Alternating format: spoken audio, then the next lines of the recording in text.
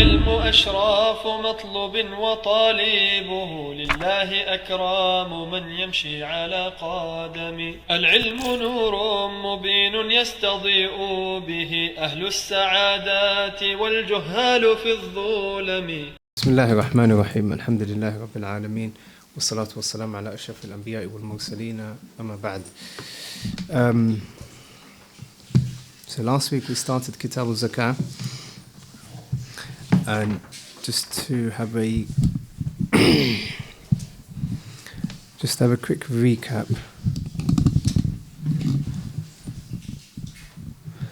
So we started Kitab al-Zakah and we said Zakah lughatan, linguistically, means what?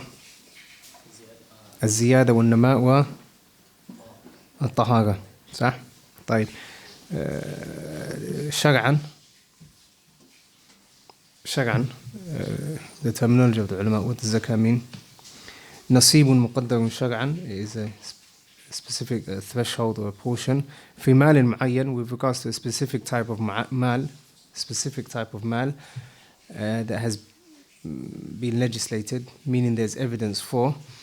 لأصناف مخصوصة, and that mal, or the zakah that is to be paid from that mal, is to be given to specific individuals. وعلى وجه مخصوص, with its certain principles, specific conditions and so on. So for the mal, there's a qa'idah that is quite important to understand here, which is the asl of this bab with regards to what zakah is to be paid on. So the asl, or the qa'idah, is al-aslu fil mali adamu zakah. Al-aslu fil mali adamu zakati إلا ما ورد فيه دليل.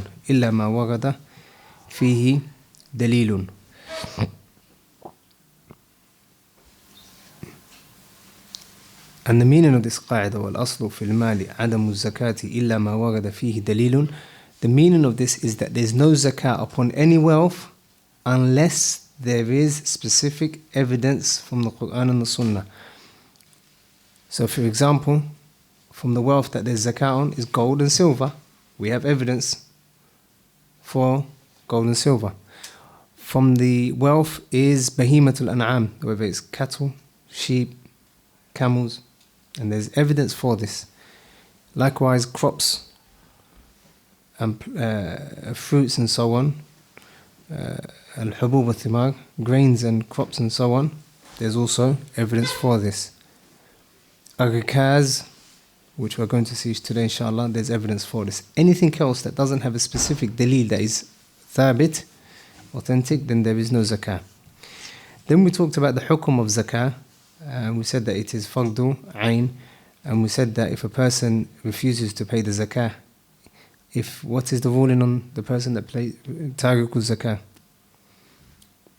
If he believes that it's not wajib, he leaves out because he believes that it's not wajib. Naam. If he believes it is not wajib, kufr akbar. Why? Because it's takdeeb l-sharia. He's disbelieving in the sharia, belying the sharia of Allah Jalla wa Ala. طيب, second scenario. He leaves it due to bukhl and stinginess. In that case, it is what? It is a kabira, like it doesn't take. Naam. What was the evidence for this? Who remembers evidence for this? About the one who doesn't pay the punishment.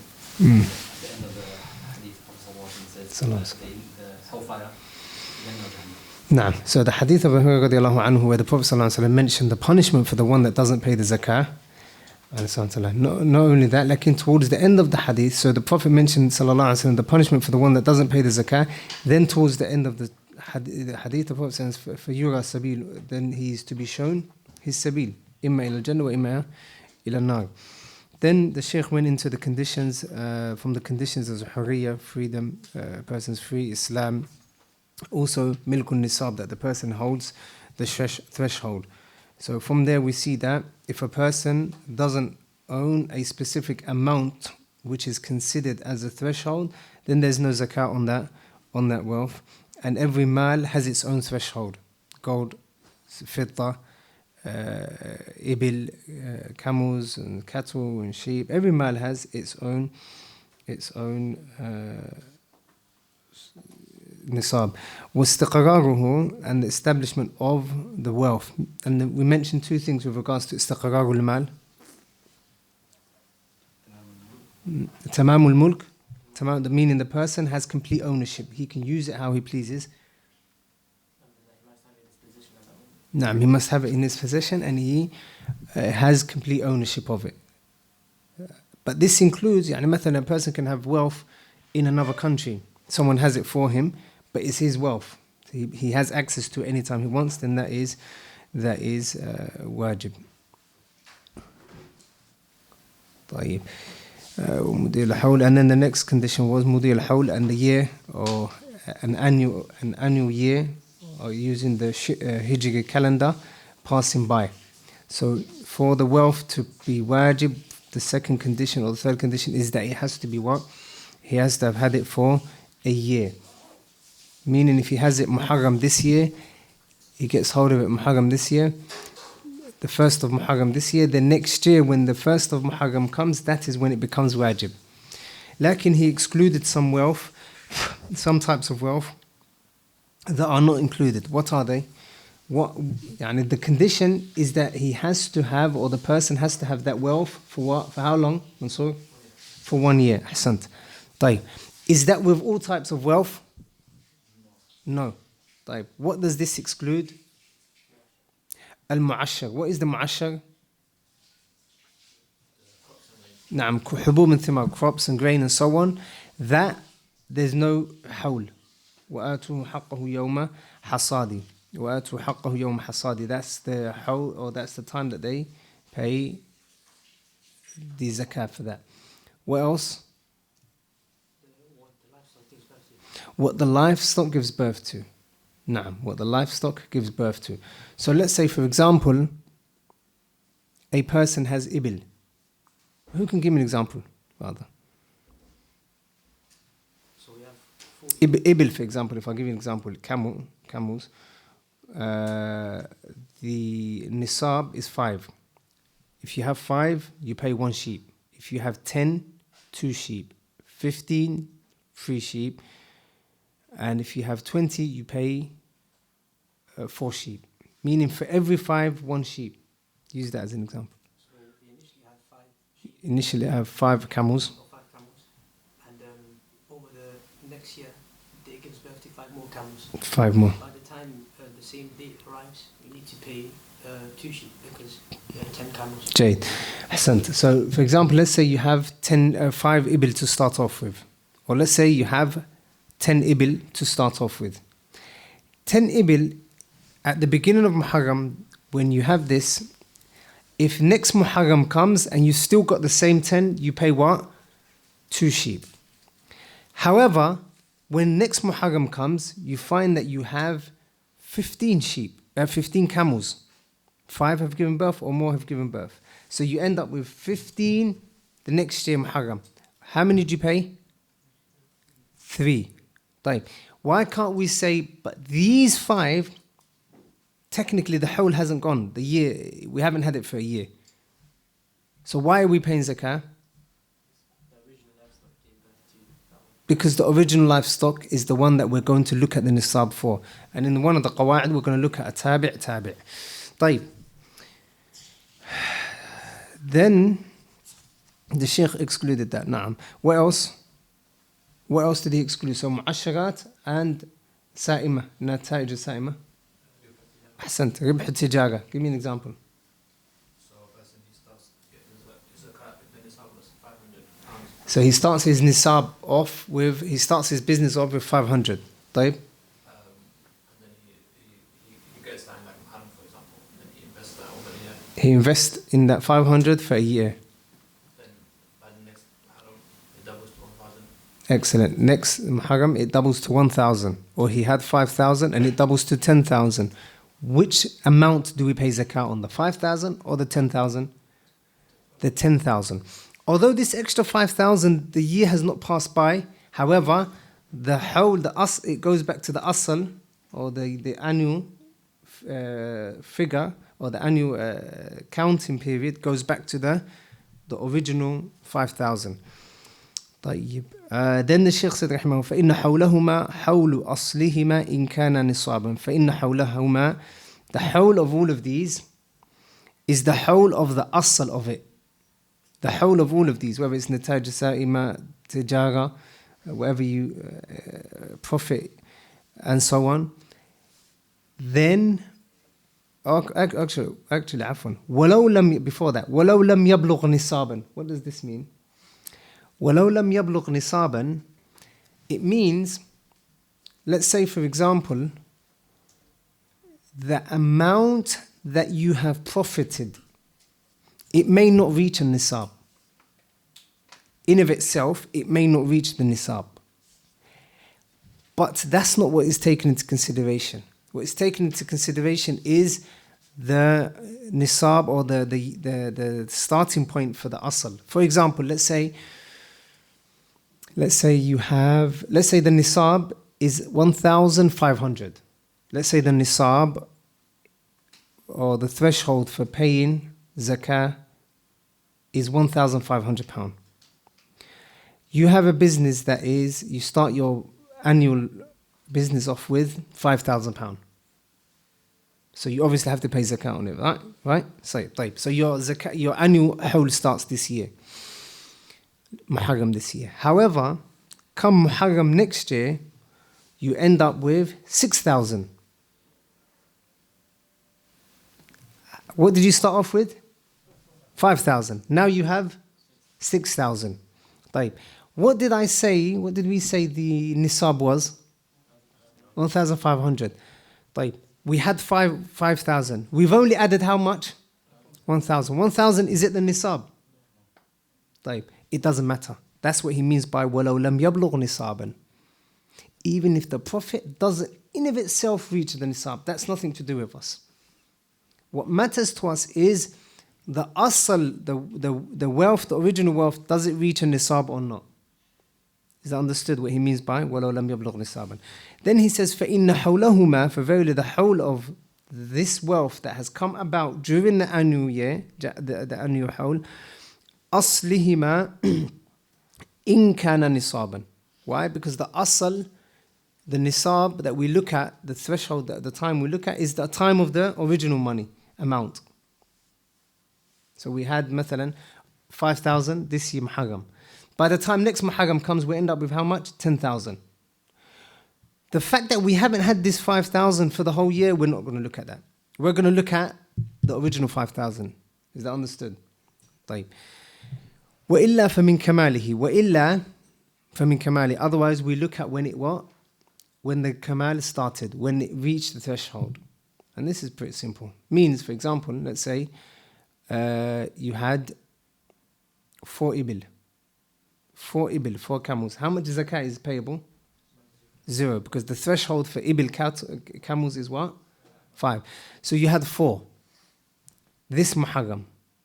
Are you going to start counting? Why not? Because you haven't reached your nisab.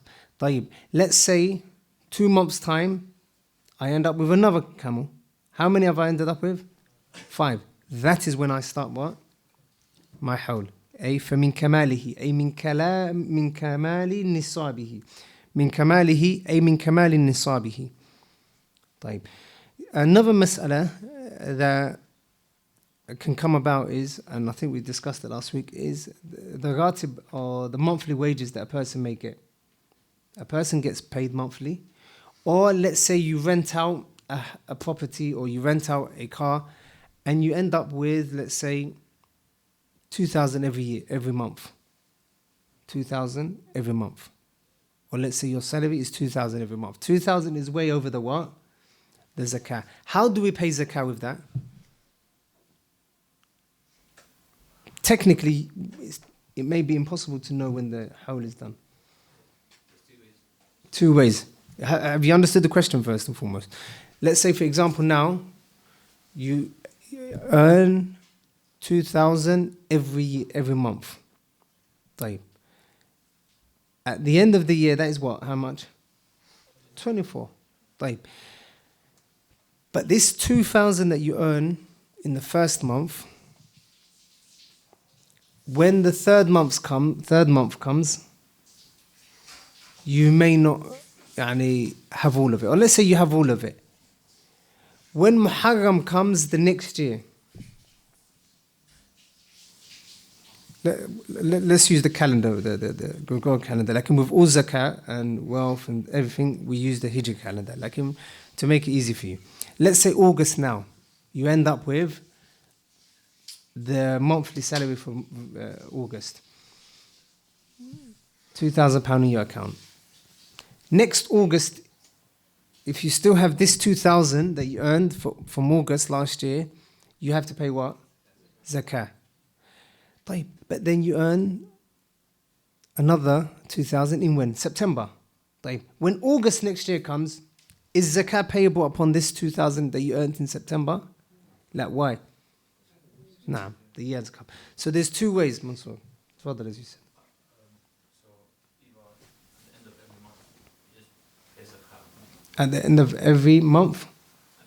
Every time you get your wages, whatever you pay zakah on that. On a monthly basis? On a monthly basis. Okay.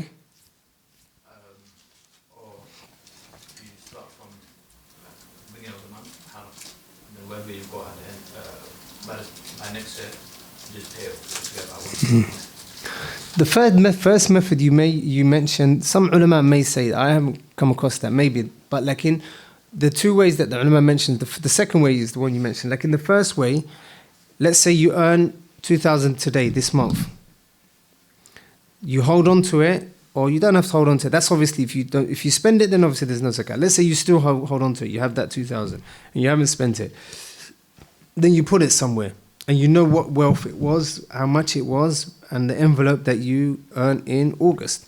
Come next August, you pay 2.5 on that, because you know obviously it's what you earned last year and you've had it for a year. Come the next month, do the same thing. The third month, do the same thing. So all year you'll be paying what? Zakah. Or you can just allocate one day in the year and say, I'm going to pay zakah on that day. And then you count everything that you have in your possession, whether it's in your pocket, in your wallet, in your account, at home and so on. And then you pay zakah. طيب, from today's class, inshallah. Today's class, we're starting off with Mabhathul Dain. He's going to talk about a debt. And debt we're going to talk about it from two angles. Then he's going to talk about the hawl, anything that can cut off the year, and so on. He says, rahimahullah, وَمَنْ كَانَ لَهُ دَيْنٌ, whoever has a dain, lahu meaning someone owes him money. So where it says وَمَنْ كَانَ لَهُ, put number 1 on there. So he has مثلا Muhammad owes him £5,000. Muhammad owes him £5,000. That's the meaning behind وَمَنْ كَانَ لَهُ, it is for him, daynun.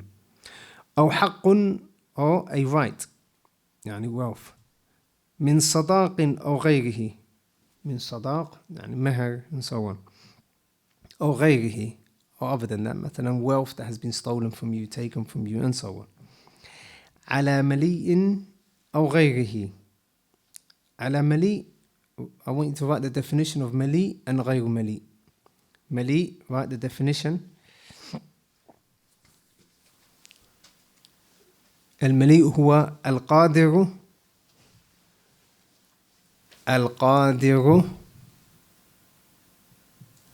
على الوفاء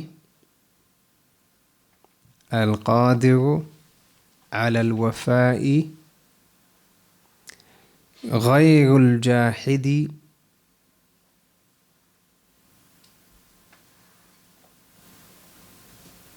ولا المماطل.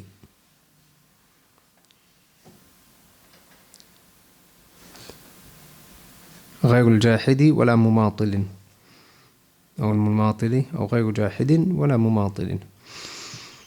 So the first one, Amali, is the one who al-qadiru ala al-wafa. He is the one that is able to pay. So Muhammad owes you money. For Muhammad to be a Mali, he is someone that is firstly able to pay the money at any time you ask him. غير جاحد, and he's not denying the fact that you owe him this money. He acknowledges. He says, "Sah, you're right, I owe you 5,000.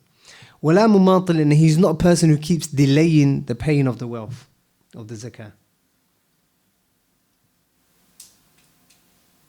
So that is mali.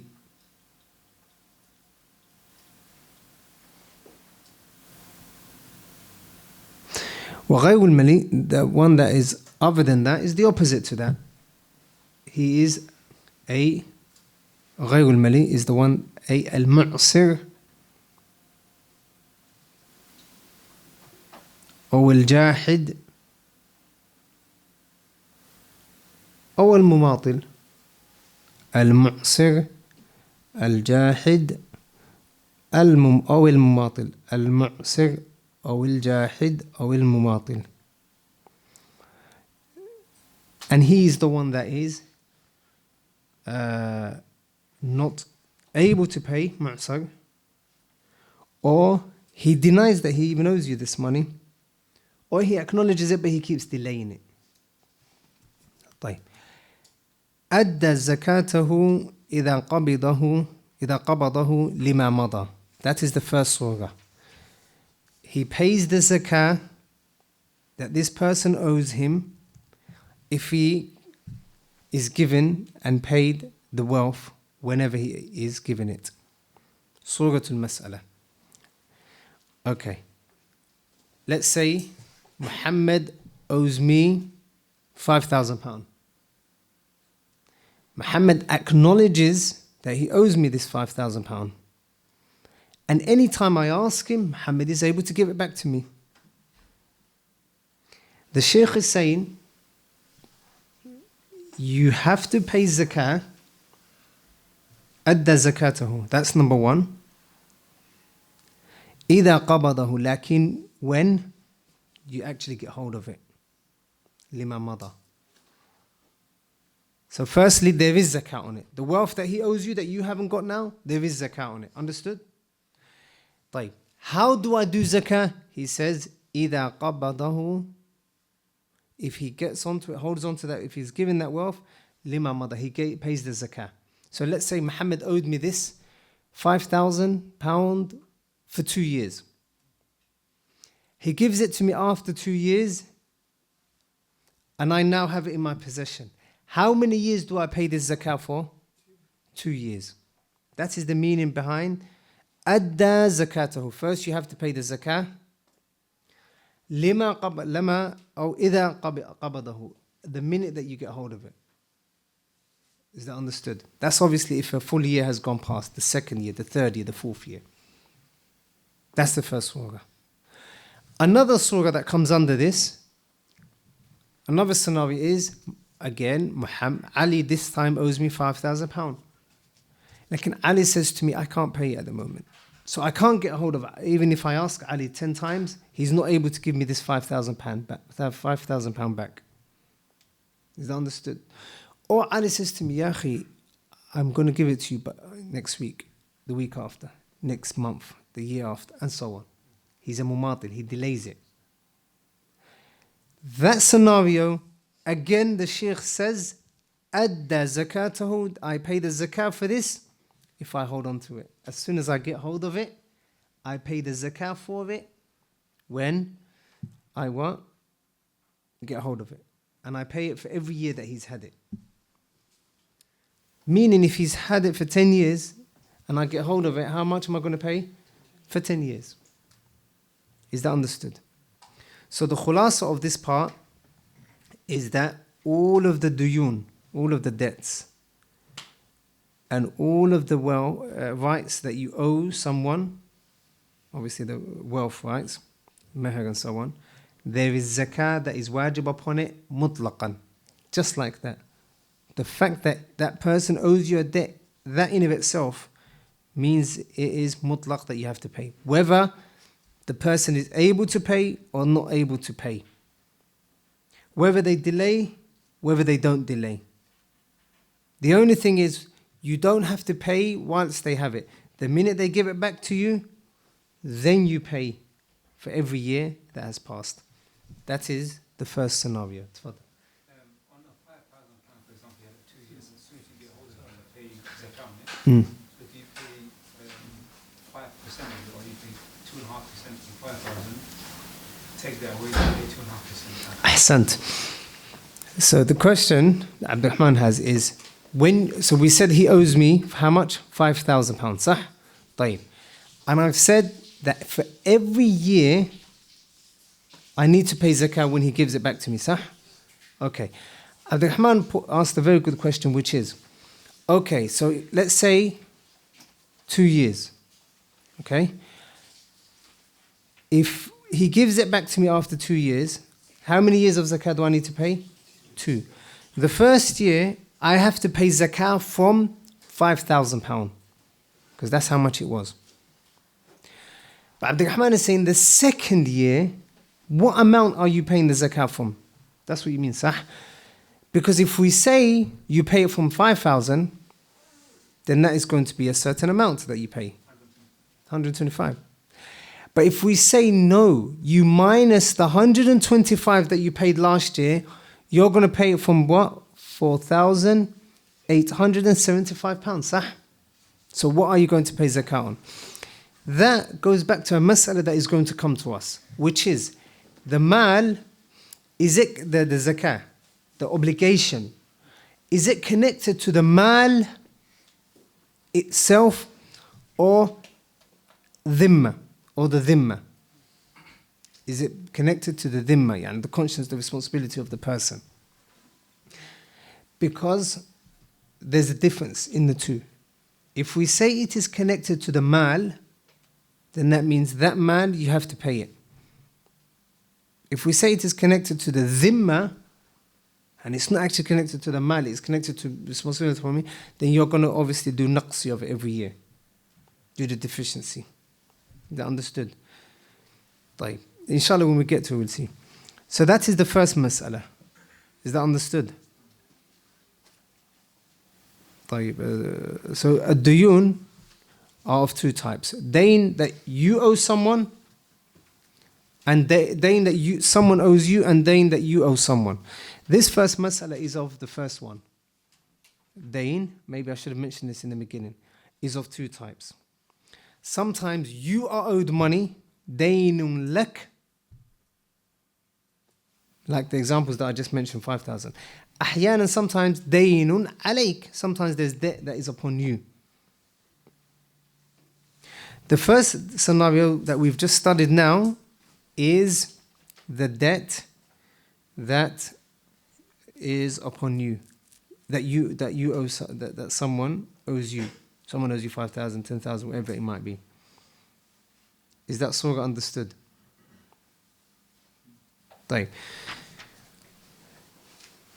The second mas'ala, so that's that mas'ala. Regarding the Ghain Mali, if you don't have it, for example, you don't have the money, and he could possibly pass away at any moment, so that would contradict the shart istiqrar for the next. So it's coming. Naam. I'm going to mention that in the second opinion. طيب. That is the first mas'ala. The first opinion was what? There's two opinions. The first opinion is the one that is on the matan, which is the madhab, which is you pay zakah on dain that is owed to you mutlaqan, unrestrictedly, regardless. The second opinion is that we differentiate between the two people between people that owe you a debt. Sometimes it is a mali, a person who's able to pay any minute that you ask him to pay, and sometimes it's a person who is not able to pay you immediately. For the one that is able to pay you immediately when you ask him, then you pay zakah for this for every year that he has it. Because it is as if your wakil has it. It is as if you have it. So let's say the scenario that Ali owed me £5,000. Let's say Ali is a person who's well off. He's able to pay me back. It's just that I haven't asked for it, and I'm too shy to ask him. And because he's on good terms with me and we're good friends, he doesn't bother giving it back. It's not something that is necessary. That sort of dain, you must pay zakah for, because it is as if you have that in your possession.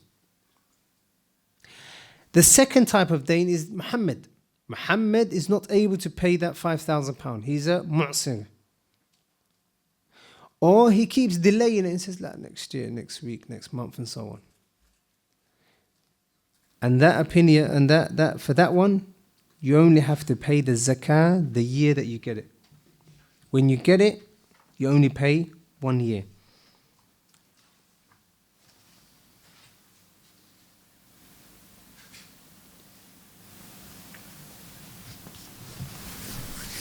Right. And that's the opinion of Shaykh al-Islam ibn Taymiyyah, Ibn Uthaymin, Imam al-Sa'di. And that is what the ulama often give fatwa on.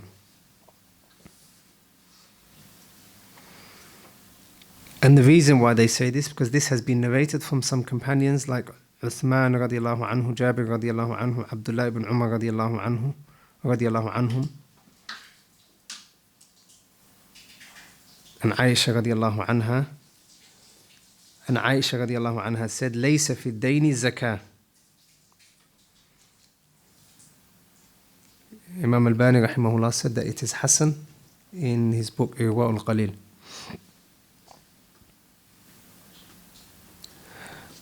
And when we look at it from a illa point of view, from a reason point of view, this goes back to one of the conditions of zakah, which is that the mal is غير tam, غير مستقر. Remember, one of the conditions for mal is that it has to be in your possession and you have to be able to use it how you want. Then it goes back to that. So this person doesn't have complete ownership. That's the masala that you just mentioned.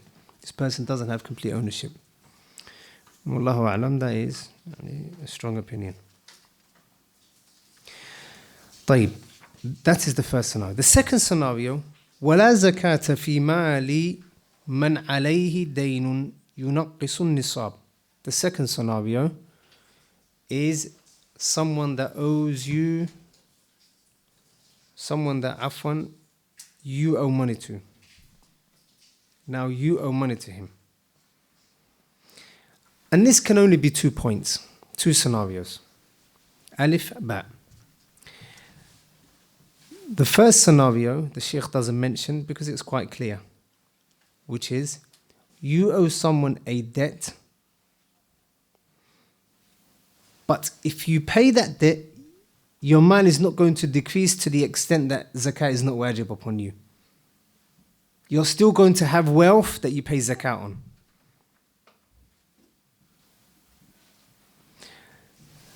You're still going to have dain that you pay zakah on.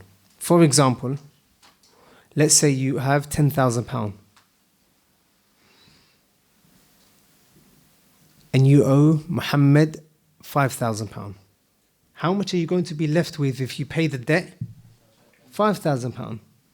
So here, according to the madhab, you pay what? Zakah upon £5,000. Is that understood? Right. The second scenario is, which is the one that the author mentions, you owe someone a debt. And if you pay that debt, your amount, your money is going to decrease to the extent that it doesn't reach the nisab. Let's say the nisab is £1,500. You owe, let's say the nisab is 1,000. The nisab is 1,000. You owe Muhammad 4,200. £4,000, £4,200. How much is the nisab? 1,000. You owe him how much? 4,500. But you have 5,000, let's say. When you pay Muhammad what you owe him, which is 4,200, what are you going to be left with? 800. In this case, do you pay the zakah or do you not pay the zakah? This is what the author says. He says, La zakata, there is no zakah, fi mali, in the wealth of man alayhi dain, the one that has debt upon him. Lakin not only that, yunaqqisu nisab, it decreases the nisab. It what? It decreases the nisab. So just like when, according to the madhab, just like when he was owed money, we said to him, we're going to take that into consideration, you're still going to pay. Now we're giving him a discount. We're saying, because you owe money, then your zakah decreases by the amount of zakah the debt that you owe. Is that understood? Right. So that is the mas'ala that the author mentions. Like in this mas'ala, it actually goes back to a khilaf that is quite broad, which is dain. Does dain or debt, does it prevent zakah? And there are two opinions that are well known. Two popular opinions. The first opinion is the one that is in the matan, which is that dain, debts, prevent one having to pay zakah. Debts prevent, a debt will prevent a person from paying zakah.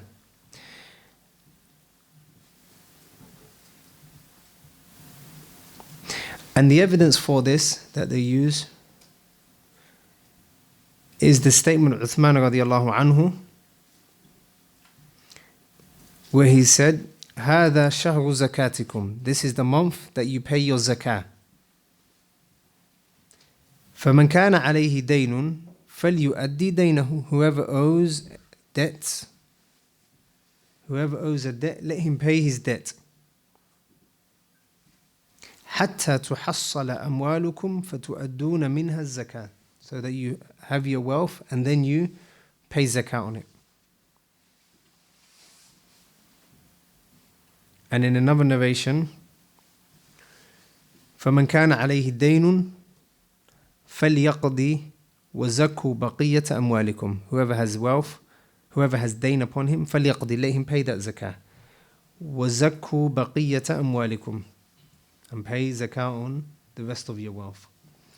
So they say that is a dalil. The second evidence that they have is ta'lil. They say that zakah aslan is taken from who? The one that is wealthy, the one that has wealth. تُؤْخَذْ مِنْ أَغْنِيَائِكُمْ or تُؤْخَذْ مِنْ أَغْنِيَائِهِمْ. It is taken from their wealthy ones. And they say the one who has zakah, that one who has debt upon him, who if he pays then it will go down the threshold, less than the threshold, then he is not in reality a person who is ghani. He is not a person who is wali, who is wealth or well off. The third evidence they say is that zakah has been legislated as a form of support and comfort for the poor people. Muwasatan lil fuqara, support for the poor people and comfort for them. And the one that we're telling him to pay, the one who has debt upon him, who owes debt, he is also in need of money. He is also in need of support. Therefore, how can we take his wealth from him that he needs and give it to someone else and still command him to be in that need? That is the first opinion in the mas'ala. The second opinion in this mas'ala is that zakah does not prevent debt. Afwan, debt does not prevent zakah. What was the first opinion? Zakah, debt prevents zakah. So you don't have to pay it. Pay what? Pay zakah. The second one is that regardless of whether you owe someone debt or not, you still have to pay zakah. But what's their evidence? First and foremost, the umumat, the general evidences. The general evidences from the Quran and the Sunnah. The Prophet ﷺ said, تُؤْخَذْ مِنْ أَغْنِيَائِهِمْ. It is taken from their wealthy ones, and it's possible that a wealthy person has debt on him. Also, the Prophet ﷺ used to send the ummal, those people that would go and collect zakah. And he would not say to them, go and ask the people if they owe a zakah or not, if they owe anyone a debt. If for those that owe a debt, leave them alone, don't take anything from them. And those that don't owe anyone debts, then take zakah from them. The Prophet didn't say this. Rather, he commanded them to go and get zakah. Sah? So the fact that the Prophet ﷺ did not ask his ummal, the ones that were collecting the zakah, the fact that he did not ask them to verify and ask people whether they had zakah against them or not, this shows that it is not what? Taken into consideration.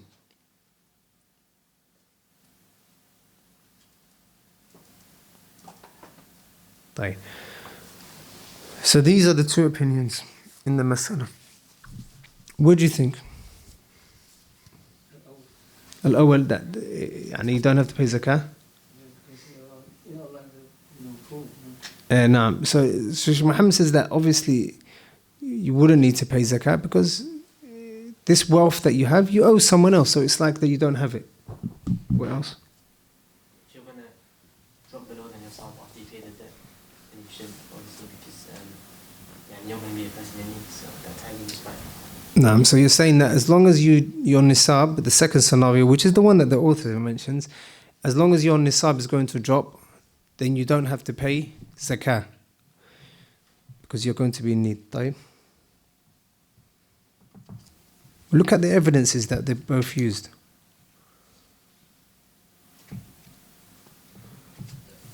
The first one has strong evidence because it's more explicit. How? This is pay off the debt. Pay off your debt. Shuf, yeah. So with the author of Uthman, the ulama that say you have to pay zakah, they say that Uthman, the masala that we have at hand here, is not connected to this. Uthman merely said, pay your zakah, pay your debts, and then pay your zakah. Pay your debt and your zakah. He doesn't specifically say you don't have to pay zakah if you owe debt.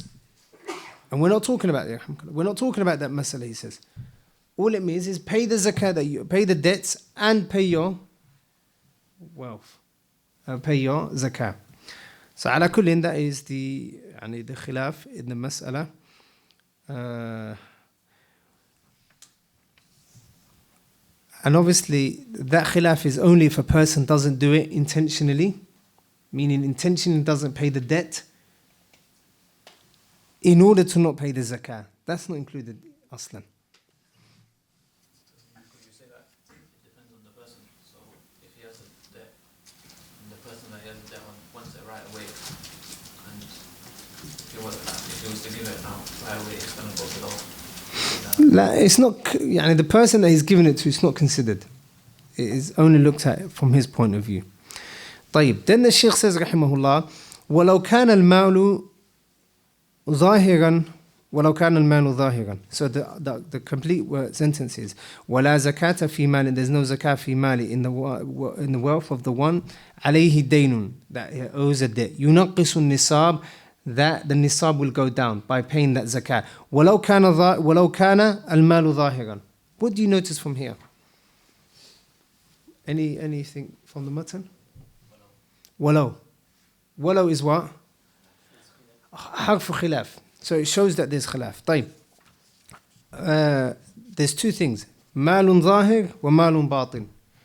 مال ظاهر is the wealth that you can see, like the بهيمة الأنعام. بهيمة الأنعام. Grains, crops, حبوب and ثمار. That is mal, that is ظاهر.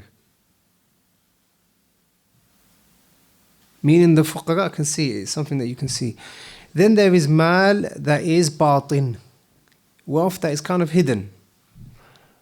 And that is of gold, silver, urud al-tijara.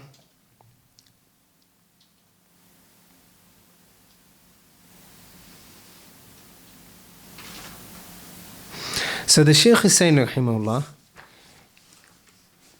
if you owe someone money, a debt, you don't have to pay zakah. Whether your wealth is zahir or batin. So you understand from there that there are those that say if you have to pay zakah on the wealth that is zahir. And the reason is because a few reasons. Number one, مثلا, let's say your crops and your harvest. Everyone can see the day that you're picking your harvest. They can see on the day of harvest. Also, ibil. Let's say you have 500 ibil. Everyone can see that you've got 500 ibil. And then when they're going past the fuqara, they're going to see that you have a lot of wealth and you don't pay zakah. And ibil, ghanam, sheep, and cattle and so on. But they say, and also if you don't pay zakah, not only the fuqara will see, but people are going to think, they're going to have a bad thought of you. They're going to think you don't pay zakah. Then, as for the batin, that is hidden, no one's going to see that you owe anyone zakah. No one's going to see that whether you've paid your zakah or not. Let's say you've got 500 grams of gold stored somewhere. No one's going to know whether you've paid zakah on it. Is that understood? So no one's going to have sort of done. طيب. Lakin it's important to know that sometimes whether wealth is hidden or not, that's something that is relative, nisbi. عروض التجارة مثلا, a person can have a shop the size of Sainsbury's, and he's buying and selling. That's not hidden. That is ظاهر. طيب. Or if a person is shown off of his gold, then obviously that is ظاهر as well. Then the Shaykh says رحمه الله, next مسألة, وإن ملك نصابا صغارا انعقد حوله حين ملكه. طيب. So here he's saying, if a person owes a nisab, something which is 40 sheep, 5 camels, 85 grams of gold, he has the nisab. صغارا, lakin they're young. مثلا the ibil, or the sheep مثلا, they're very young. Okay? انعقد حوله, then the hawl is taken into consideration. حين ملكه, from the time that he owes and gets the wealth in his possession, the 40 sheep in his possession, that is when the zakah starts. The year starts. Meaning we don't take into consideration the age of the what? Of the sheep. As long as they go out and graze. Regardless of the age, like as long as they go out and graze, as we shall see the conditions for zakah, in ghanam, then we have to pay zakah. And the evidence is the hadith of the Prophet ﷺ, وَفِي الْغَنَمِ فِي كُلِّ أَرْبَعِينَ شَاتٌ. So في الغنم, in the ghanam, every 40, there is a shat. So the Prophet did not differentiate between the ages. طيب, the next مسألة, وَإِن نَقَصَ النِّصَابُ فِي بَعْدِ الْحَوْلِ. وَإِن نَقَصَ, if the nisab, the threshold, decreases for part of the hawl. Put number 1 on top of there. وَإِن نَقَصَ النِّصَابُ, that's number 1. Some of the books are numbered. Like if it's not numbered, write 1 on top of وَإِن نَقَصَ النِّصَابُ فِي بَعْدِ الْحَوْلِ. Let's say, for example, you have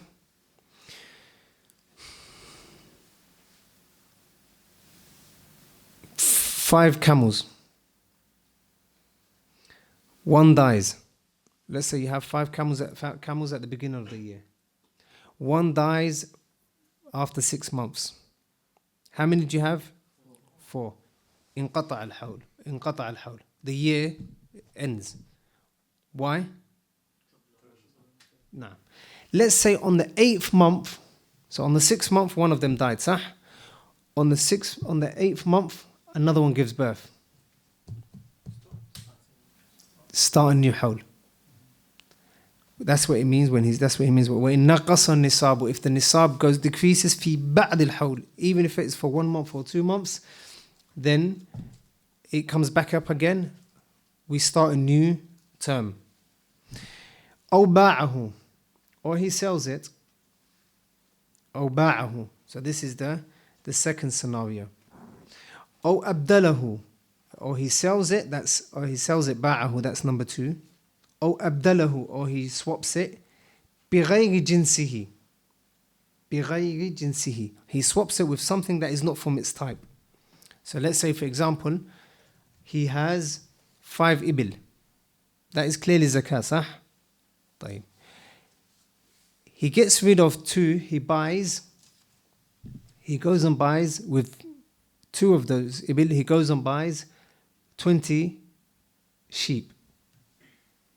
He goes and buys 20 sheep. طيب. How many has he got left of his original nisab? 3 camels. And he has sold it sold 2 of these, but what has he bought? 2 sheep. But these 2 sheep, are they from the same type as the camels? La. Therefore, the hawl ends. We won't say to him, because you swapped, whatever you swapped it with, which was the 2 camels, the nisab was there. So these 40 sheep, they carry on with your camel, with the nisab of your camels. We don't say that. Is that understood? That is the meaning with أو باعه. أو أبدله, meaning he changes, he swaps. He hasn't sold it now, but he just swaps with another person. He says, I give me 40 sheep and I'll swap 2 camels with you. Or 3 camels for 40 sheep. It's changed. The hawl ends. Why does it end? Because now the type has changed. The jins. Before it was sheep and now it is what? It was sheep. Now it is what? Camels.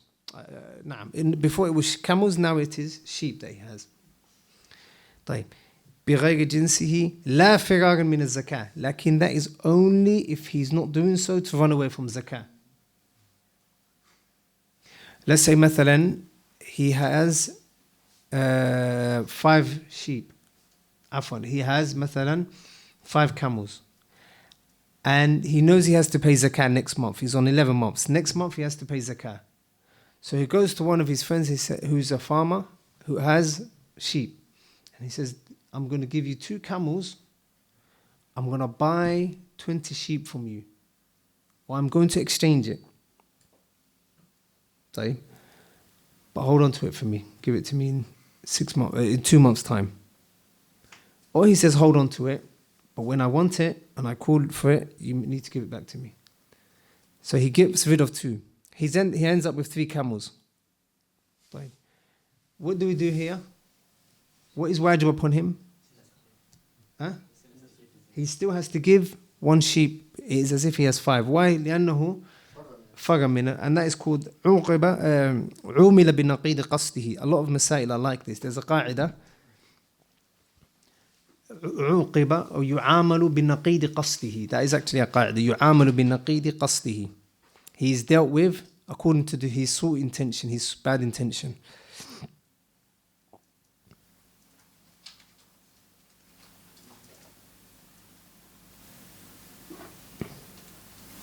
Due to his bad intention, he is to be dealt with like that. طيب.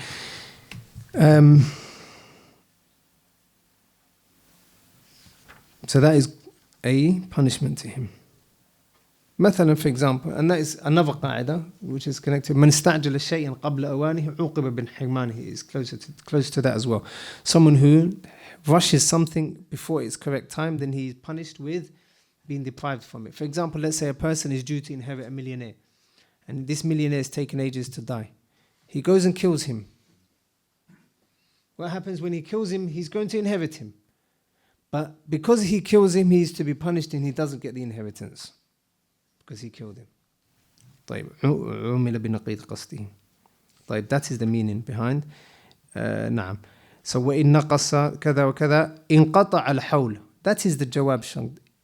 That is the حكم. يعني انقطع الحول. حكم, right? حكم on top of انقطع الحول. So وإن if وإن نقص if وإن باعه وإف وإن أبدله if. The hukum is what? انقطع حوله. A lot of times in books fiqh, you should be used to it now as well. You're probably used to in انقطع حوله. يعني 2-3 lines later they give the hukum. انقطع حوله. طيب. Then the Shaykh says وإن أبدله بجنسه بنى على حوله. وإن أبدله بجنسه بنى على حوله. طيب. This is another mas'ala. Before he changed it to what? To something that was min ghayr jinsihi. Remember the sheep, the camel with the sheep. Here he says, وَإِنْ أَبْدَلَهُ. However, وَإِنْ, if he changes it, he had 5 camels. بِجِنْسِهِ, he changes it with its type. بَنَى عَلَى حَوْلِ, he carries on with his original hawl. Let's say he has 5 camels. And it's the 11th month, or any time during the year, Muharram, And then 6 months later, he says, I'm going to change 2 of these male camels for 2 female camels. No one's going to do that anyway, because in the animal kingdom, the female is worth a lot more. Let's say he does that. So he has 5 male camels. And then his father says, I'm going to swap 2 with you, 2 male camels, and I'll give you 2 female camels. He ends up with how many? 2 female camels. How many camels will still? Still 5. The fact that he changed, does this affect the whole? No. The whole, the term starts from the original whole, the original year, the time. Why has it not affected it here?